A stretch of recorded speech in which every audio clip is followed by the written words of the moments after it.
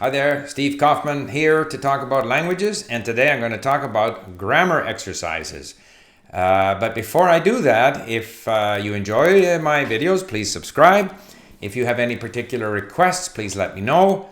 I've seen some people would like me to do a video in Spanish or in Japanese and so forth, and so I will do that. But today I'm going to talk about grammar exercises. French grammar exercises, Spanish grammar exercises, English grammar exercises.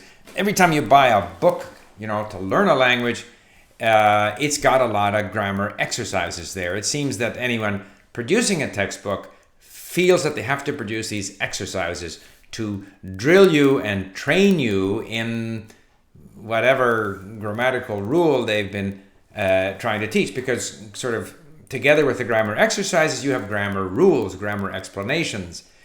I don't do grammar exercises.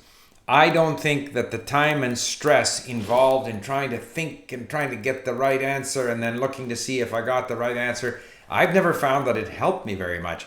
I found that the time that I spent just with the language, listening and reading, and on links saving words and phrases and occasionally reviewing these words and phrases was more useful. I also found that reviewing, and I've said this before, many examples of structures in the language is useful. Again, it's a review, it's an exposure to the language. And sometimes I will look at just the answers to these exercises, because there you'll tend to see, because the exercises tend to focus on a particular grammatical point, you'll see a number of examples of correct usage. But exercises per se, I don't do.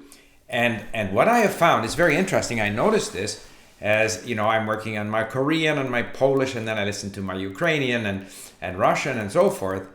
Those languages that I have studied at LINC, where I actually have an accurate statistic on how many words I know. It's not the case for languages that I learned before LINC, like French or Spanish and so forth. But those languages that I've learned essentially at LINC, Russian, Czech, Ukrainian, Romanian, Korean, Polish. What I find is that my ability to understand the language is determined by the statistic how many words I know.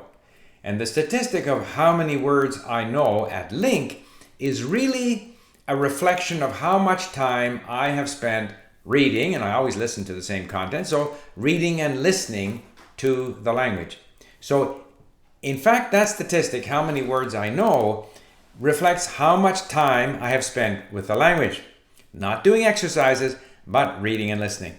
And so when I am at a level of, let's say, 30,000 words, known words, at LINC, the way we count them, where we count each form of the word as a different word, I'm still struggling.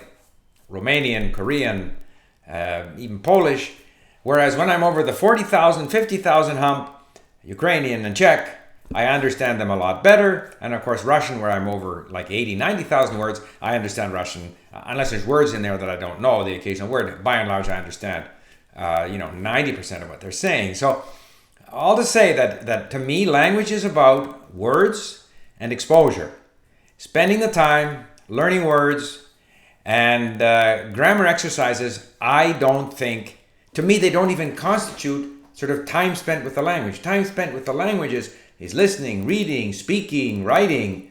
But doing exercises, to me, is not an effective activity. And yet it's the core of most textbooks and most classroom activities. So I'm sure that will solicit some criticism from those of you who are watching, but I thought I would get that out there. Okay, thanks for listening. Bye for now.